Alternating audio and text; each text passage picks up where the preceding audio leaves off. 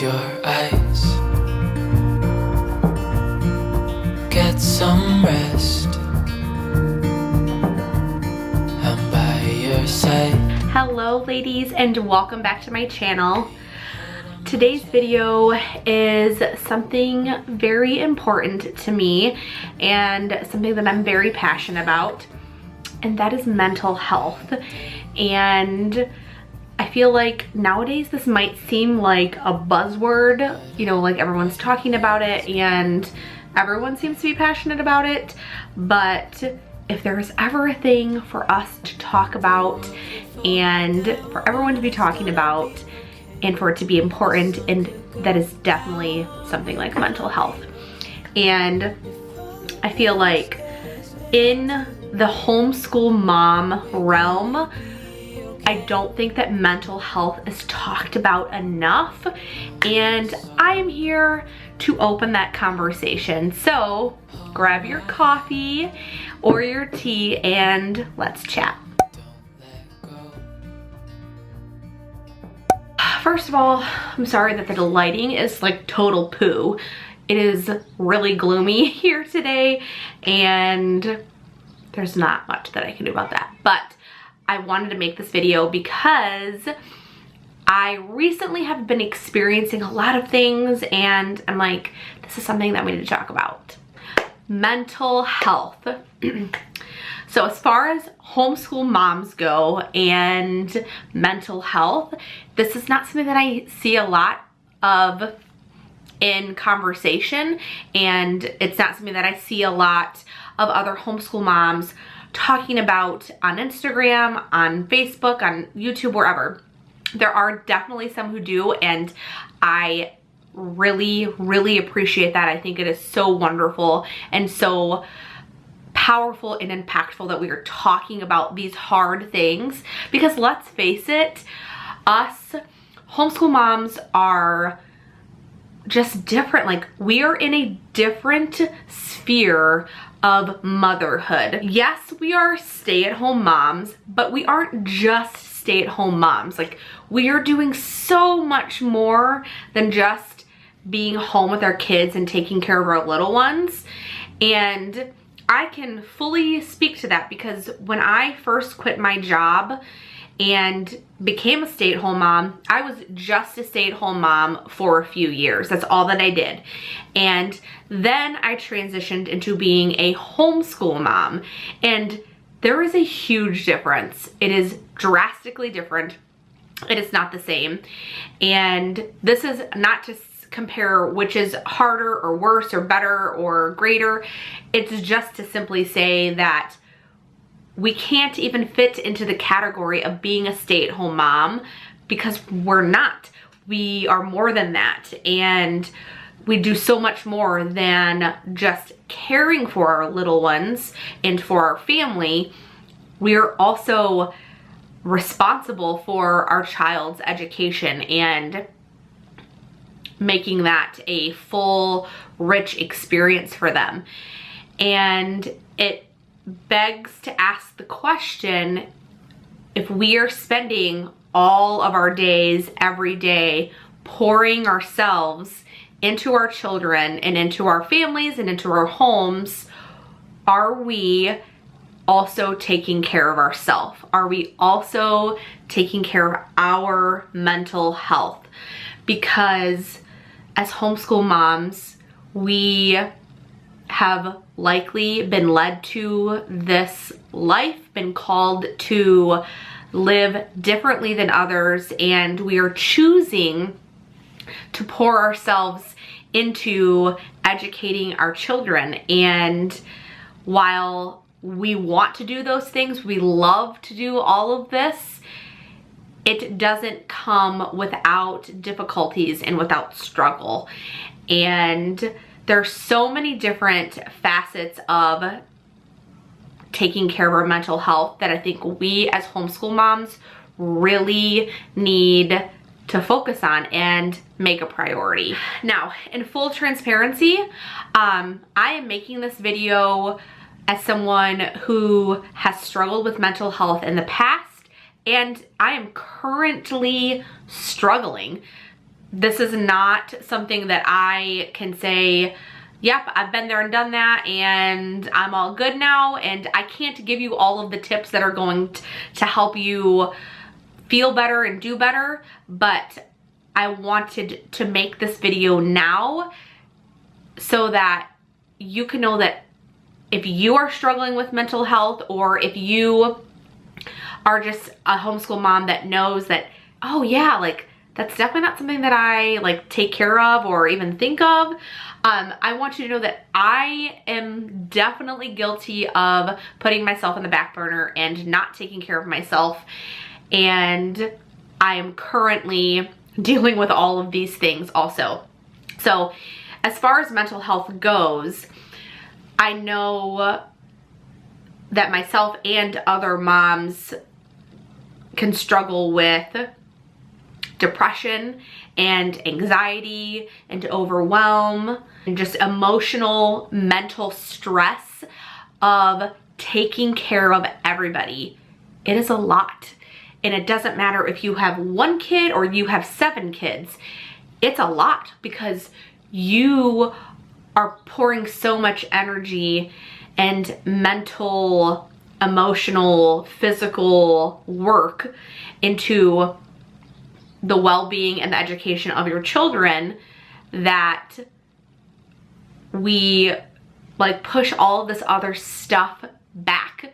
I kind of wanted to talk about a few things that I think can be triggers to cause us to react to these things in a negative way. And then I wanted to also give a couple ideas of how we as homeschool moms can take care of ourselves and take care of our mental health. So number one, the first thing that I think that is a trigger is being around our kids 24/7. We don't get a break. We're always on. And if you are a mom like myself who has a husband that has a very difficult schedule, who works a lot, if you are a single mom who is doing this completely on your own, if you don't have a big support system as far as like grandparents, family, friends who can help when you just need a break, that's me. We're with our kids just a lot of the time, all of the time. And it's a lot. It's really hard. And it's hard to always be on. And I can be triggered by all of the noise, all of the stimulation and not getting a break. I think just always being with our kids, we love it. And this isn't to negate all of the like wonderful and amazing things that we get to experience, but to recognize that it's just not easy. And it can definitely be a trigger to trigger all of those, you know, the anxiety and the overwhelm and the stress, and that can be added simply by being with our kids all of the time. Another big trigger, I think, for a lot of moms, and this can really go for whether you homeschool or not, and that is social media. Wow, I mean, it is really hard to go on social media and see like all of these other homeschool moms that are like doing this craft and doing this unit study and taking their kids on this trip, and everything seems so serene and peaceful on their Instagram stories, and you're watching it while your kids are like running amok and your baby is crying and your toddler just poured some cereal on the floor, and you're like, what? Why does their home look like that and mine looks like this? Like chaos. I mean, I feel like it's been said, but we are only seeing the highlight reel of everyone's life. And I am just as much as guilty of doing this as everyone else.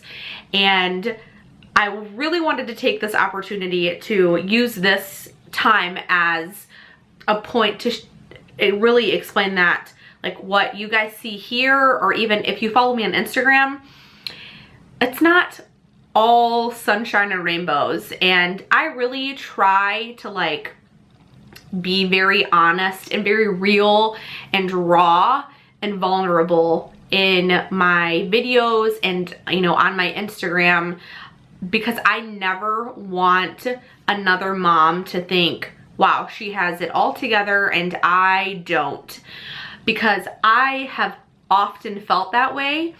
And even though I know that like what we see on our phone is not reality, it still is hard to see, you know, these picture perfect flat lays and, you know, there these nature journals and these hikes and, you know, all of these things that other homeschool moms are doing, and you're like, I just can't do that. Like, how do you do that? Like, how does that look like that for you? And I just can't get that to happen for me. Like, a really good example of this is morning basket. Like, it literally just taken me 3 years after watching all of these, you know, moms do it seamlessly and do it with no issue to figure out how to implement that into my home.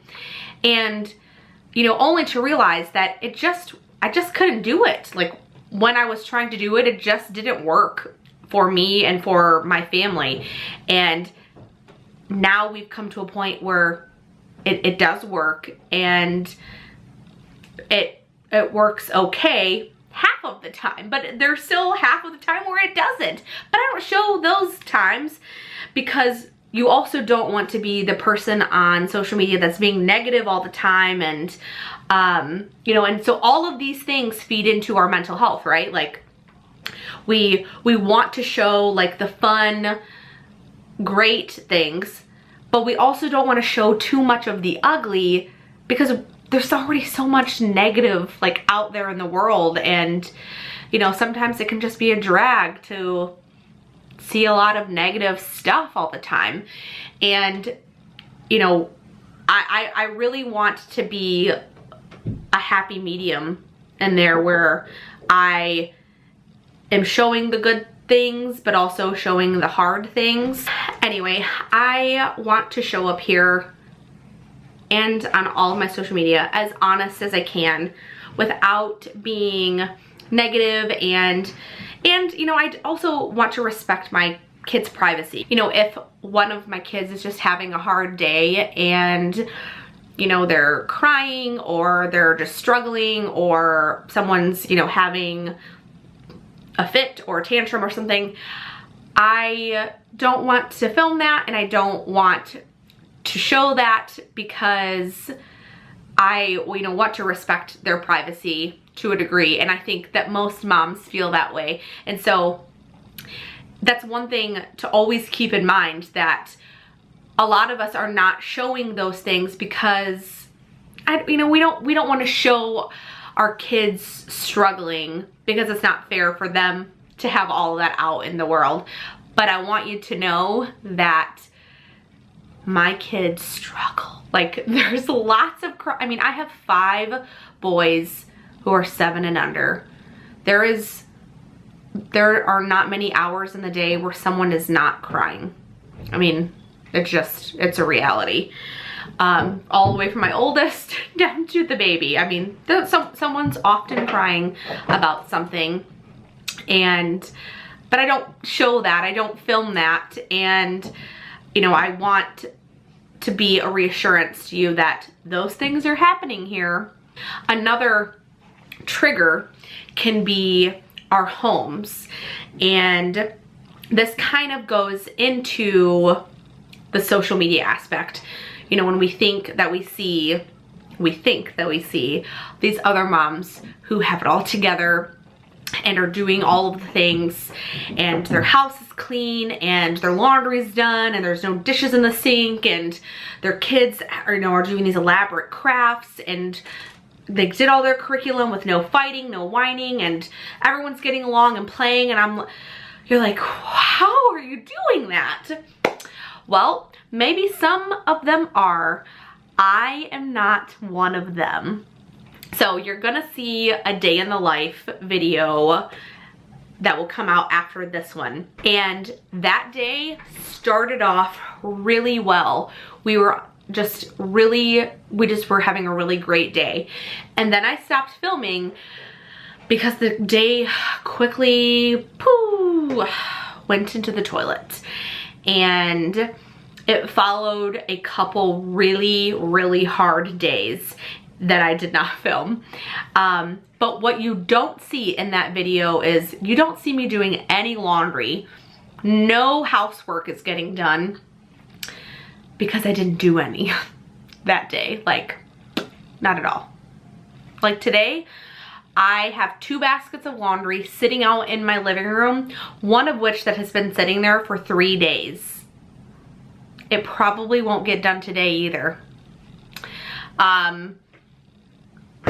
And that's just being real. My house is like tidy, but it is not clean. It is not like super clean. You probably wouldn't want to eat off the floors or anything. But it's tidy and it's livable and we live here. So it's messy. But all that to say that I think that our homes can be triggers because this is where we are 24/7. And of course, we go out, we do other things, but we spend so much of our time at home. And I know that for a lot of moms, I feel like they can relate with this, that when there is a lot of clutter and a lot of mess, it adds to our stress and our anxiety and our overwhelm. Because it's really hard to homeschool when you know that there are baskets of laundry and piles of toys and dishes in the sink. Can be a trigger. Our homes can be a trigger for us. Now, what do we do about that? How do we handle that? Like, how do we fix it? I don't know. I don't know yet. I don't know how to fix it yet, but I do know that there are some steps that we can take toward taking care of our mental health as homeschool moms. Number 1 is taking time for ourselves. And while that seems like such an easy thing to do, like it just seems so simple, I can tell you that in my life it is not that simple. My husband works a very, very difficult schedule and he works a lot of hours. So I don't get very much alone time, like if any, during the day. And when I do get it, it is maybe an hour in the afternoon when I can get my younger ones to nap, and my older 3, I will set them up with something, and like that's when they will get their screen time, and I will give myself an hour to like take a cat nap, read my Bible, do my devotional, listen to a podcast, just listen to music, just sit and rest. And it definitely helps to like recharge my batteries. If you are someone who has a spouse who works like a normal schedule, definitely take time and pick one day a week where you take an evening and you go drive around, go to the park by yourself and walk around and listen to your music or listen to a podcast, go to the coffee shop, take yourself to dinner, see a friend, like do any of those things. I am not in the position, I can't do those things right now, and I pray that one day I will get to do that again, but for right now I have to squeeze in the little snippets of time in my day where I can have everyone go away for a minute and I can sit and be alone. Another thing is to seek help, seek therapy, and that is something that I have just recently recognized that I need to do. I have recently started therapy for my mental health because I have not been well, and I know that like talking to a professional, talking to an objective person about all of the things that I'm struggling with will help me. And that has been a very hard first step for me to make, but I know that it is the right one, and I am looking forward to it really benefiting me and helping me to feel better, just do better and feel better. And lastly, be honest, not only with yourself if you're struggling with your mental health, but be honest with at least one more person about that. Whether it is a therapist or your spouse, your best friend, your mom, a family member, whoever that may be, share that with someone. Share with someone that you're struggling so that someone in your life can help you recognize when you are having hard days, when you're having hard moments, and when you need a little bit more help. I am incredibly thankful that I have a husband who is very supportive, and when I tell him I'm struggling with this, he's like, okay, how can we fix it? Talk to someone, anyone who is in your life, about what you are struggling with, and I definitely think that you will feel better for it. Thank you so much for watching this video. And if you are also a homeschool mom who is struggling with your mental health right now, please know that you are not alone. I am there with you, and I would love to chat about this with you. Please find me on Instagram. I'm going to link my put my Instagram right here, and it is linked below also. Find me on Instagram and send me a message, because it's really hard feeling like we are in this alone, and especially if you are someone like me who I don't have a huge homeschool community in person, and there's just not a lot of people in my life who get it. They just don't get it. So if you need someone to talk to about this, I'm here, and I would love to chat with you.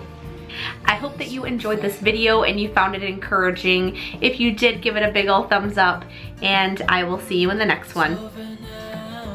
So I just noticed that I'm wearing my Hot Mess Mama shirt today, and isn't that accurate?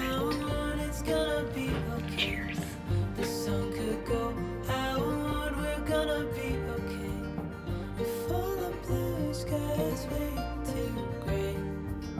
We're gonna be okay.